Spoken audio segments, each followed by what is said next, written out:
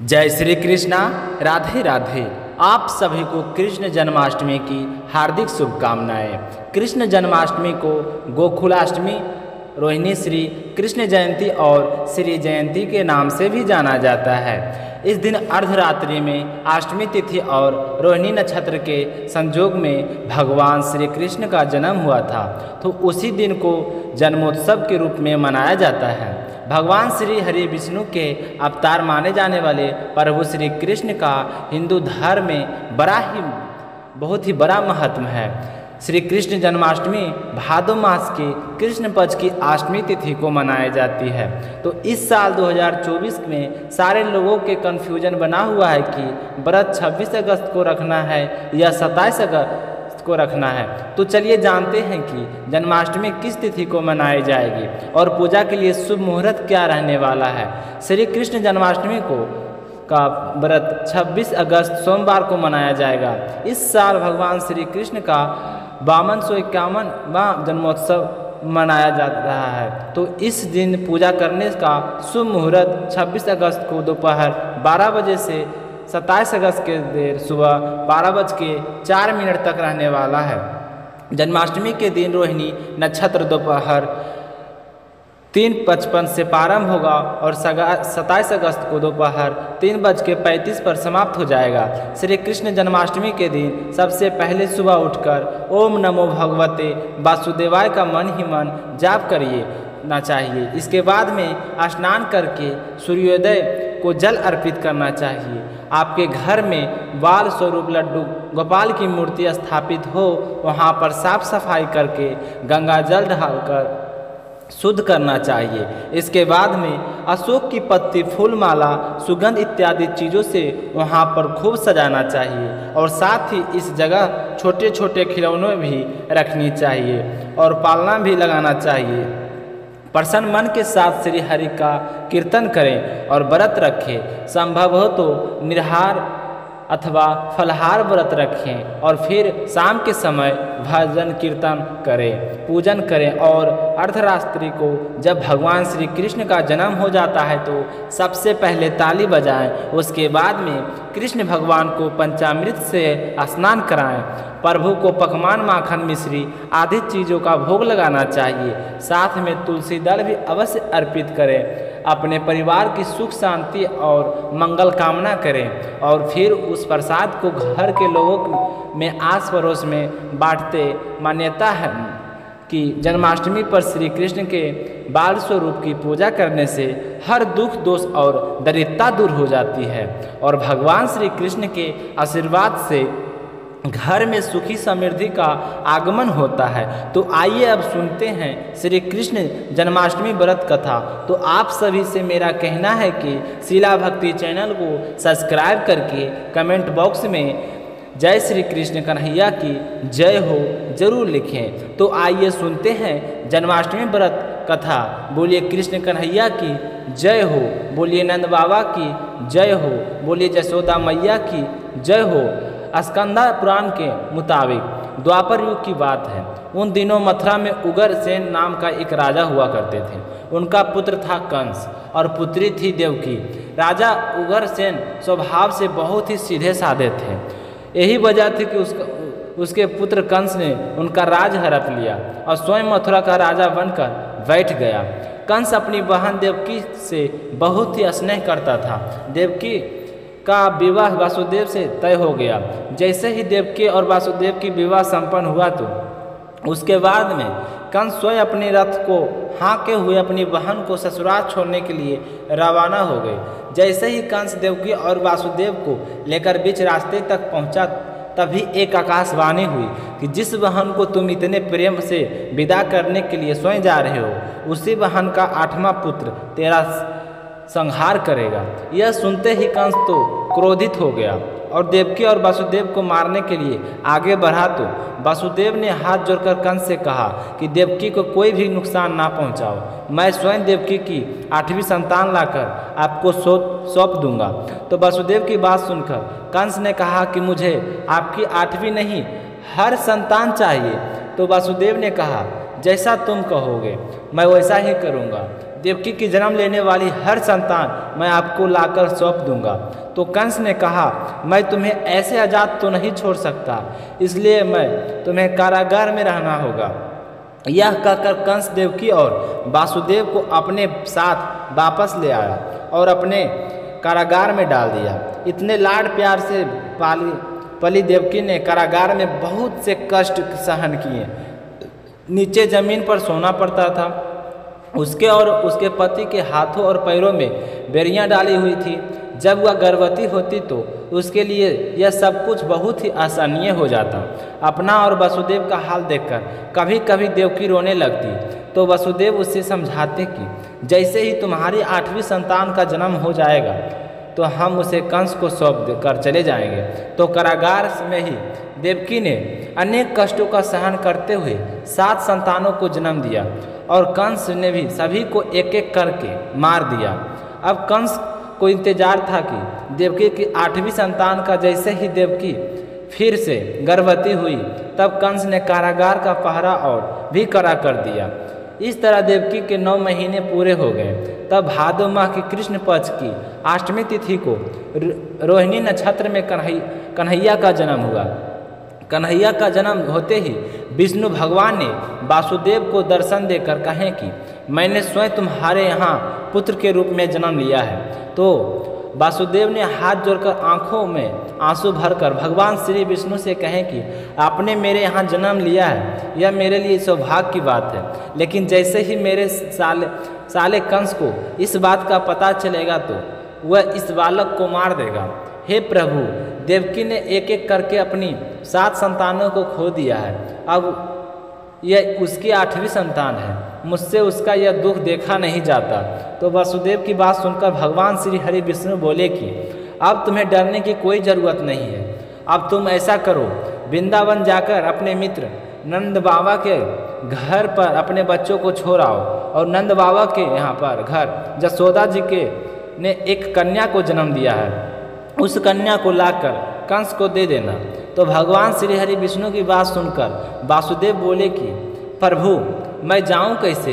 बाहर इतना कहरा पहरा है और दरवाजे पर ताले लगे हुए हैं। तो भगवान विष्णु ने कहे कि तुम्हें डरने की कोई ज़रूरत नहीं है। तुम अपने बालक को उठाओ और चलो, जैसा मैंने कहा है तुम ऐसा ही करो। यह कहकर भगवान विष्णु वहाँ से अंतर ध्यान हो गए। तो वासुदेव ने भगवान श्री हरि विष्णु के कहे अनुसार अपने बालक को उठाया और जैसे ही टोकरी में रखकर दरवाजे पर आए तो ताले अपने आप खुल गए। सारे द्वार खोलते चले गए और द्वार पर जो पहरे खड़े थे वह सारे के सारे मूर्छित हो गए। तो वासुदेव ने टोकरी अपने सर पर रखी और वृंदावन की ओर चल पड़े। कहते हैं कि उस समय यमुना नदी को पार करना बहुत ही मुश्किल था, क्योंकि यमुना नदी पूरे उफान पर थी, बारिश हो रही थी और बिजली कड़क रही थी। तो वासुदेव को बहुत ही डर लग रहा था। वह सोच रहे थे कि इतना नन्हा सा बालक और ऊपर से इतनी बुरी तरह से बरसात हो रही है, इसका ना जाने क्या होगा। पर कृष्ण कन्हैया को तो क्या हो सकता था, क्योंकि उनकी रक्षा तो भगवान श्री हरि विष्णु ने स्वयं की थी। बहुत ही कठिनाइयों से वासुदेव ने उस नदी को पार किया और नंद बाबा के घर पहुंच गए। वहां पहुंचकर वासुदेव ने देखा कि जसोदा मैया गहरी नींद में सो रही थी और उनकी बेटी पासी पालने में झूल रही थी। तो वह वासुदेव ने अपने बेटे को वहाँ पर सुलाया और जसोदा की बेटी को लेकर वहाँ से मथुरा वापस लौट आए। जैसे ही वासुदेव वापस आए तो सारे पहरेदार नींद से जाग गए और ताले फिर से लग गए। किसी को कुछ भी पता नहीं चला कि रात को क्या हुआ था। सुबह होते ही जैसे कंस को देवकी की 8वीं संतान के बारे में पता चला तो वह बहुत ही खुश हुआ और कारागार पहुँच गया। कारागार में पहुँचकर कंस ने वासुदेव से उनकी 8वीं संतान को मांगा तो देवकी अपनी 8वीं संतान को देने के लिए मना करने लगे और बुरी तरह से करुण विलाप करने लगे। लेकिन कंस पर इसका कोई भी असर नहीं हुआ। उसने जबरदस्ती उनकी संतान को छीन लिया। देखा तो 8वीं संतान तो कन्या थी। फिर भी कंस उसे गुस्से में जमीन पर पटकने लगा। तभी वह माया रूपी कन्या आसमान में पहुंचकर बोली कि रे मूर्ख, मुझे मारने से कुछ नहीं होगा। तेरा काल तो पहले ही वृंदावन पहुंच चुका है, वह बहुत ही जल्द तेरा अंत करेगा। तो यह सुनकर कंस ने अपने सैनिकों को आदेश दिया कि वृंदावन जाकर पता लगाओ कि आज रात को किसके यहाँ संतान ने जन्म लिया। तो सैनिक ने पता लगाकर कंस को बताया कि नंद के यहाँ जसोदा ने एक पुत्र को जन्म दिया है। तो यह जानकर कंस ने नंद जसोदा के बालक को मारने के लिए हर नाकाम कोशिश की, लेकिन कृष्ण कन्हैया का बाल भी बांका नहीं कर पाए। इस तरह से कृष्ण कन्हैया समय के साथ बड़े होते चले गए और वे युवावस्था तक पहुँच गए। बचपन से लेकर युवावस्था तक कृष्ण कन्हैया ने अनेक लीलाएं की थी। अपने बचपन से कृष्ण कन्हैया अपनी माँ जसोदा मैया को बहुत ही प्रेम करते थे। अपने दोस्तों के साथ मिलकर दूध माखन और दही ही मटकियाँ फोड़ देते थे। यह देखकर जसोदा मैया कृष्ण कन्हैया पर झूठ मूठ का गुस्सा दिखाती थी, क्योंकि वह अपनी लल्ला से बहुत ही प्यार करती थी। अगर कृष्ण कन्हैया थोड़ी देर के लिए भी जसोदा मैया की आंखों से ओंजल हो जाते तो जसोदा मैया परेशान हो जाती और कान्हा का जोर जोर से आवाज़ लगाने लगती। इसी तरह अनेक शैतानियों के साथ कृष्ण कन्हैया बड़े हो चुके थे। एक बार कृष्ण और बलराम उस स्थान पर पहुँचे जहाँ पर कंस द्वारा प्रसिद्ध यज्ञ धनुर्यज्ञ आयोजित किया जाना था। तो कंस की शक्ति को प्रदर्शित करने के लिए एक विशाल धनुष को वहाँ पर रखा गया था। तो धनुष को देखते ही कृष्ण कन्हैया उसको लेने के लिए आगे बढ़े, लेकिन सैनिकों ने उन्हें रोक दिया। तो वह देखकर कृष्ण कन्हैया को गुस्सा आ गया और वे सैनिकों को बुरी तरह से पीटने लगे और फिर सारे सैनिकों को वहाँ से भगा दिए और फिर मंच पर चढ़कर वह भारी धनुष अपने हाथ में धारण किए और उसे उठा दिए। तो धनुष तो गड़गड़ाहट की आवाज़ के साथ टूट गया। वो आवाज़ इतनी जोर की थी कि मीलों दूर बैठे कंस के कानों तक पहुंच गई। तो इस ध्वनि को कंस पता चल चुका था कि देवकी का 8वां पुत्र कृष्ण कन्हैया आ गया है और मेरा अंत समय निकट आ गया है। यह सोचकर कंस बहुत ही भयभीत हो गया। फिर भी कंस ने एक विशाल सेना कृष्ण कन्हैया को मारने के लिए भेजी, लेकिन कंस की सेना हार गई। इसी तरह भगवान श्री कृष्ण ने कंस का वध किया और मथुरा को कंस के अत्याचारों से मुक्त किया जाता है कि जन्माष्टमी के दिन कृष्ण जन्म की इस कथा को सुनने से जन्म जन्मांतर के पाप नष्ट हो जाते हैं और जीवन से सुख सौभाग्य की प्राप्ति होती है। अब आप सुनेंगे दूसरी कहानी सुदामा की, जो कि एक कृष्ण कन्हैया के खास और प्रिय मित्र थे। कृष्ण और सुदामा एक मित्रता में एक मिसाल थी। बचपन के दिनों में भगवान श्री कृष्ण ने सुदामा को वचन देते हुए कहे थे कि मित्र, तुम जब भी संकट में पाओ तो मुझे याद करना, मैं दौरा चला आऊँगा और अपनी मृत्यु बाखूबी निभाऊंगा। इस तरह बाल्यकाल के कृष्ण, बलराम और सुदामा एक साथ पढ़ते हुए बड़े हो गए। लेकिन एक समय ऐसा आया कि श्री कृष्ण जी द्वारका के राजा बन गए और उनके मित्र सुदामा गरीब हो गए और सुदामा के लिए तो एक समय के भोजन की व्यवस्था करना भी कठिन हो गया था। सुदामा अपने परिवार का लालन पालन करने में बिल्कुल भी असमर्थ हो गए थे। तब सुदामा की पत्नी सुशीला ने सुदामा से कहें कि हे प्रभु, आप इतने बड़े दोस्त कृष्ण जी के पास जाओ, शायद वह आपकी मदद कर दें। सुशीला की बात सुनकर सुदामा थोड़ा हिचक गया, लेकिन सुशीला के बार बार कहने पर अपने दोस्त श्री कृष्ण के पास जाने के लिए तैयार हो गए। कहा जाता है कि राजा, गुरु, मित्र, बेटी और मंदिर, इन 5 जगहों पर व्यक्ति को कभी भी खाली नहीं जाना चाहिए। यही सोचकर सुशीला पड़ोस से 3 मुट्ठी चावल मांगकर लाई और पोटली में बांधकर सुदामा को देते हुए कहें कि इससे कृष्ण जी को भेंट स्वरूप दे देना।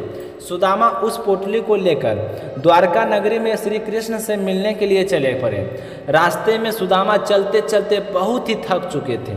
उनके पैरों में बुरी तरह कांटे लग गए थे और पैरों से भी खून भी बह रहा था। तब कहा जाता है कि उस समय भगवान श्री कृष्ण बैलगाड़ी वाले का रूप धारण कर सुदामा के पास आए थे और सुदामा से पूछा था कि तुम्हें कहाँ जाना है। तो सुदामा ने कहा कि मुझे तो कृष्ण कन्हैया से मिलने के लिए जाना है, वह मेरे बचपन के दोस्त हैं। तो उस गाड़ी वाले सुदामा को अपनी गाड़ी पर बैठा लिया और उसके साथ खूब बातें की। बातें करते करते उस राजमहल के आगे लाकर उतार दिया। जैसे ही बैलगाड़ी वाला चला गया तभी सुदामा को ध्यान में आया कि उसका ध्यानवाद तो किया ही नहीं कहते। कि जब सुदामा उस गाड़ी वाले का पीछा करने के लिए गए थे तो वहाँ पर कोई गाड़ी या गाड़ी वाला नहीं था।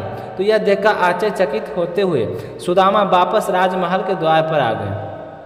तो श्री कृष्ण के महल पर खड़े द्वारपालों ने पूछा कि तुम कौन हो और यहाँ किस लिए आए हो।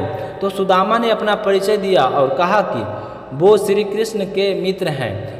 तो वह सारे द्वारपाल हंसने लगे कि इतनी फटी हाल अवस्था में कृष्ण जी का कोई मित्र हो सकता है। तो सुदामा ने कहा कि आप एक बार कृष्ण को जाकर कह दो कि उनका दोस्त सुदामा आया है। तो सुदामा के कहे अनुसार द्वारपाल के भीतर जाकर श्री कृष्ण को संदेश दिया कि बाहर कोई सुदामा नाम का आदमी आया है, वह बहुत आपसे मिलना चाहता है। तो यह सुनकर श्री कृष्ण की खुशी का कोई ठिकाना नहीं रहा और वह दौड़ते दौड़ते हुए महल के द्वार पर आ पहुँचे और सुदामा को देखते उसे गले लगा लिए और दोनों की आंखों में से प्रेम की आंसू बहने लगे। उसके बाद श्री कृष्ण सुदामा को महल के अंदर ले गए। वहाँ ले जाकर अपने राज सिंहासन पर बैठलाया और अपने आंसुओं के उनके चरणों धोए। श्री कृष्ण जी को देखकर उनकी पटरानियाँ और महल में मौजूद सारे लोग आश्चर्यचकित रह गए। सारे यह सोचने लगे कि आज द्वारकाधीश को क्या हो गया है, यह इस कारण से मनुष्य के चरण ऐसे धो रहे हैं। तो श्री कृष्ण ने उन सभी का बताया कि यह मेरे बचपन का दोस्त सुदामा है। तो कुछ देर विश्राम करने के बाद में कृष्ण ने सुदामा से कहा कि तुम मेरे लिए क्या लेकर आए हो। इतना सुनते ही सुदामा को तो लज्जा आ गई। उन्हें अपनी पोटली को छुपा लिया और कहने लगे कि मैं तो कुछ भी नहीं लाकर आया हूँ। तो कृष्ण कन्हैया कहने लगे कि क्यों झूठ बोलते हो, क्या आज भी तुम बचपन की तरह मेरे हिस्से के चावल खाना चाहते हो। यह कहते हुए कृष्ण ने खुद सुदामा से वह पोटली ले ली और वह चावल खाने लगे। जैसे ही कृष्ण ने एक मुट्ठी चावल खाए तो इसके बदले में उन्होंने सुदामा को 1 लोक की संपत्ति दे दी। उसके बाद कृष्ण ने दूसरी मुट्ठी चावल खाई तो सुदामा के तीसरे लोक की संपत्ति दे दी। लेकिन जब श्री कृष्ण तीसरी मुट्ठी चावल खाने जा रहे थे तो रुक्मणी ने उन्हें रोकते हुए कहे कि प्रभु, यदि आप तीनों लोगों में सब इन्हें दान में दे दोगे तो अब अन्य जीव और देवता कहाँ जाएंगे। तो रुक्मणी की बात सुनकर कृष्ण जी चावल खाने से रुक गए। फिर कुछ दिनों तक सुदामा कृष्ण जी के यहाँ पढ़ ही रहे। दोनों दोस्त खूब बातें करते, खूब मस्ती करते। कृष्ण कन्हैया और सुदामा को ऐसे लगता जैसे उनका बचपन लौट आया हो। कई दिनों बाद श्री कृष्ण ने सुदामा को बड़े ही प्रेम पूर्वक अपने घर के लिए रवाना कर दिया। बोलिए कृष्ण कन्हैया की जय हो, विष्णु भगवान की जय हो। आप दूसरी कथा सुनेंगे गणेश जी की। एक बार गणेश जी महाराज एक सेठ जी के खेत में से जा रहे थे तो उन्होंने 12 दाने अनाज को तोड़ लिए। अचानक फिर गणेश जी के मन में आया कि मैंने तो सेठ जी के यहाँ चोरी कर ली और वह पछतावा करने लगे कि सोचने लगे कि मुझसे यह पाप हो गया है, अब मैं क्या करूं। तो सोचते सोचते गणेश जी ने कहे कि चलो मैं सेठ जी के 12 साल नौकरी पर रह जाता हूं, मेरे पाप कम हो जाएंगे। यह सोचकर गणेश जी एक बालक का रूप धारण करके सेठ जी के घर चले गए और कहने लगे कि कोई काम पर रख लो। तो सेठ जी को ज़रूरत थी और उन्हें काम पर रख लिया। एक दिन सेठानी जी राख से को हाथ धो रही थी तो गणेश जी ने सेठानी जी का हाथ पकड़कर मिट्टी से धुला दिया। सेठानी सेठ जी के पास गई और बोली कि ऐसा क्या नौकर रखा है, नौकर होकर मेरा हाथ पकड़ लिया। तो गणेश जी को बुलाकर सेठ जी ने कहा कि क्यों भाई, तूने ऐसा क्यों किया, सेठानी का हाथ क्यों पकड़ा तूने। तो गणेश जी ने कहा कि मैंने तो एक सीख की बात बताई है कि राख से हाथ धोने से घर की लक्ष्मी नाराज होकर चली जाती है और मिट्टी से हाथ धोएं तो लक्ष्मी लौट आती है। तो सेठ जी ने कहा कि गणेश जी तो है तो सच्चा। ऐसा करते करते कई दिन बीत गए। थोड़े दिन बाद कुंभ का मेला आया। सेठ जी ने कहा कि मुझे तो टाइम नहीं है, गणेश तू सेठानी को कुंभ के मेले में स्नान करवा के ले आओ। तो गणेश जी सेठानी को लेकर कुंभ के मेले में चले गए। तो वहाँ जाकर सेठानी तो किनारे पर बैठकर थोड़ा थोड़ा पानी डालकर नहा रही थी। तो गणेश जी ने उसका हाथ पकड़ा और आगे ले जाकर डुबकी लगवाकर वापस ले आई। तो घर आकर सेठानी ने सेठ से कहा कि गणेश जी ने मेरी इज्जत नहीं रखी। इतने सारे लोग थे, उनके बीच में मुझे घसीट कर पानी में आगे ले गया। तो सेठ जी ने फिर गणेश जी को बुलाया, भाई तूने ऐसा क्यों किया? तो गणेश जी कहें कि सेठानी जी तो गंदे पानी में किनारे पर बैठकर आ रही है, मैं तो आगे ले जाकर अच्छे पानी में डुबकी लगवा कर ले आया। इससे अगले जन्म में बहुत बड़े राजा और राजपाट मिलेंगे। तो सेठ जी ने सोचा कि गणेश जी तो सच्चा है। एक दिन सेठ जी के घर पूजा पाठ हो रही थी, हवन हो रहा था। तो सेठ जी हवन पर बैठे थे और गणेश जी ने को कहा कि जाओ सेठानी को बुला कर लाओ। तो जैसे ही गणेश जी सेठानी को बुलाने अंदर गए तो सेठानी तो काली चुनरी ओढ़कर तैयार होकर गणेश जी के साथ चलने लगी। तो गणेश जी ने उस चुनरी को उतार कर फाड़ दिया और कहा कि लाल रंग की चुनरी होठ के चलो। तो सेठानी नाराज होकर सो गई। उधर हवन पर बैठे हुए सेठ जी के सेठानी का इंतजार कर रहे थे। काफ़ी देर हो चुकी थी, सेठानी जी बाहर नहीं आए तो सेठ जी उठकर स्वयं अंदर चल गए। तो देखा तो सेठानी सो रही थी। तो सेठ जी ने कहा क्या बात है? तो सेठानी बोली कि आज तो गणेश जी ने हद कर दी, मेरी चुनरी फाड़ दी। तो सेठ जी ने गणेश जी को बुलाकर बहुत डांटा और कहा कि तुम बहुत बदमाशी करते हो। तो गणेश जी ने कहा कि पूजा पाठ में काले रंग का वस्त्र नहीं पहनते हैं, इसलिए मैंने तो सिर्फ लाल वस्त्र पहनने के लिए बोला था। काला वस्त्र पहनने से कोई भी शुभ काम सफल नहीं होता। तो फिर सेठ जी सोचा कि गणेश जी तो समझदार हैं। ऐसा करते करते कई दिन बीत गए। एक दिन सेठ जी के घर में गणेश पूजा थी। तो पंडित जी ने कहा कि वह तो गणेश जी के मूर्ति लाना तो भूल ही गए, अब क्या करेंगे?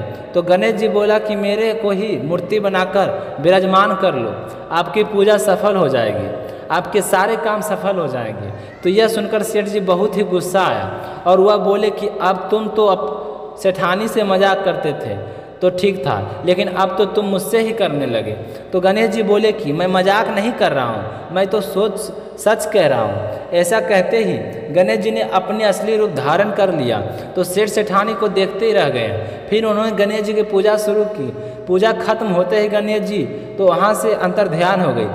अब सेठ सेठानी को बहुत ही अफसोस हो रहा था, कितने सालों से हमारे पास गणेश जी रह रहे थे और हमें पता ही नहीं चला, अनजाने में हमने उनसे कितना काम करवाया। ऐसा सोचते सोचते सेठ जी तो बहुत ही दुखी हो गया। तो गणेश जी ने रात को सपने में आकर सेठ जी से कहा कि सेठ जी, आपके खेत से मैंने 12 साल पहले 12 अनाज के दाने तोड़ लिए थे, उसी का कर्ज उतारने के लिए मैंने आपके घर 12 सालों तक नौकरी की कि आपको अफसोस करने की कोई ज़रूरत नहीं है। आज से तुम्हारे घर में कोई भी चीज़ की कमी नहीं रहेगी। इस प्रकार से गणेश जी आशीर्वाद से सेठ और सेठानी पुत्रवान और धनवान हो गए। हे गणेश भगवान, जैसी कृपया आपने सेठ और सेठानी पर की वैसी सब पर करना। बोलिए गणेश गजानंद की जय हो। अब सुनेंगे लपसी और तपसी की कहानी। एक लपसी था, एक तपसी था। तपसी हमेशा भगवान की तपस्या करता था, लेकिन उसे चोरी करने की आदत थी। लपसी हमेशा सावा शेर की लपसी बनाता और पहले भगवान को भोग लगाता, उसके बाद में स्वयं भोजन करता। दोनों भाइयों का यही नियम था। एक दिन कोई बात को लेकर दोनों में कहा सुनी हो गई। तो तपसी बोला कि मैं रोजाना भगवान की तपस्या करता हूँ, इसलिए मैं बड़ा हूँ। तो लपसी बोला कि मैं रोज़ भगवान का सावा शेर से लपसी का भोग लगाता हूँ, इसलिए मैं बड़ा हूँ। ऐसा कहते हुए दोनों जोर जोर से लड़ने लगे। तभी वहाँ से नारद जी गुजर रहे थे। दोनों को लड़ता हुआ देखकर वहाँ आए और उनसे पूछा कि तुम दोनों क्यों आपस में लड़ रहे हो? तो दोनों ने अपने आप को बड़ा होने का बताया, साथ में बड़ा होने का कारण भी बताया। तो नारद जी बोले कि मैं तुम्हारा फैसला कल कर दूंगा, कल आऊँगा और बता दूंगा कि कौन बड़ा है। दूसरे दिन लपसी और तपसी नहाकर अपनी रोज की भक्ति करने आए तो नारद जी ने छुपकर 1.25 करोड़ की एक एक अंगूठी दोनों के आगे रख दी। जैसे ही भक्ति करते हुए तपसी की नज़र उस अंगूठी पर पड़ी तो उसने चुपचाप से उठाई और अपने पैरों के नीचे दबा ली। लपसी की नज़र अंगूठी पर पड़ी, लेकिन उसने ध्यान नहीं दिया। उसने अब पहले भगवान को भोग लगाया और फिर स्वयं भोजन करने के लिए बैठ गया। थोड़ी देर बाद नारद जी सामने आए तो दोनों ने पूछा कि अब बताओ हम में से कौन बड़ा है। तो नारद जी ने तपसी से खड़ा होने के लिए कहे तो वह तो खड़ा तो हुआ, पर उसके पैर के नीचे दबी अंगूठी दिखाई दी। तो नारद जी ने तपसी से कहा, तपस्या तो तुम इतने करते हो, तपस्या करने के बाद भी तुम्हारी चोरी करने की आदत नहीं गई है। यह अंगूठी मैंने ही तुम दोनों के आगे रखी थी। मैं यह देखना चाहता था कि तुम दोनों में से किनके मन में लालच है। तो तूने तो अंगूठी दिखाई पड़ते ही झट से अपने पैरों के नीचे दबा ली। लेकिन लपसी का ध्यान अंगूठी पर जाने के बाद भी लपसी ने अंगूठी को ना ही उठाया और ना ही ध्यान किया। सिर्फ अपने भगवान के जीव को ध्यान रखा, उन्हें भोग लगाया हो, बाद में स्वयं भोजन करने के लिए चला गया। इसलिए लपसी बरात, मैं तुम्हारी तपस्या का कोई फल नहीं मिलने वाला। जितनी चाहे मर्जी तुम तपस्या कर लो, तुम्हें इसका कोई भी फल नहीं मिलेगा। तो तपसी को यह सुनकर बहुत ही दुख हुआ और वह शर्मिंदा होकर नारद जी से माफ़ी मांगने लगा और कहने लगा कि आज तक मेरी गलती माफ़ करो और मुझे बताओ कि मुझे मेरी तपस्या का फल कैसे मिलेगा। आज के बाद मैं कभी भी चोरी नहीं करूँगा। तो नारद जी ने कहें कि यदि कोई गाय और कुत्ते की रोटी नहीं बनाएगा तो उसका फल भी तुझे मिलेगा। यदि कोई आदमी ब्राह्मण को भोजन करवा कर उसे दक्षिणा नहीं देगा तो उसका फल भी तुझे मिलेगा। अगर किसी को हम सूट तीब साड़ी अगर हम भेंट में देते हैं, उसके ऊपर स्वरूप कुछ रुपये नहीं देंगे तो उसका फल भी तुझे मिलेगा। अगर कोई व्यक्ति दिया से दिया जलाए तो उसका फल भी तुझे मिलेगा। अगर कोई औरत आंगन लिप कर चौका नहीं लिपेगी तो उसका फल भी तुझे मिलेगा। यदि कोई व्रत कथा में सारी कहानी सुन ले लेकिन तुम्हारी कहानी ना सुने तो उसका फल भी तुझे मिलेगा। उसी दिन से हर व्रत कथा और कहानी के साथ लपसी तपसी की कहानी कही और सुनी जाती है। तो यह थी भगवान श्री कृष्ण की पावन कथाएं। इन कथाओं को सुनने वाला व्यक्ति अपने जीवन में समस्त सुखों को पाकर कष्ट लेता है। जन्माष्टमी व्रत रखने वाले इन 2 कथाओं को अवश्य सुनना चाहिए। कथा समाप्त होने पर भगवान श्री कृष्ण और विष्णु भगवान का जयकारा अवश्य लगाना चाहिए और साथ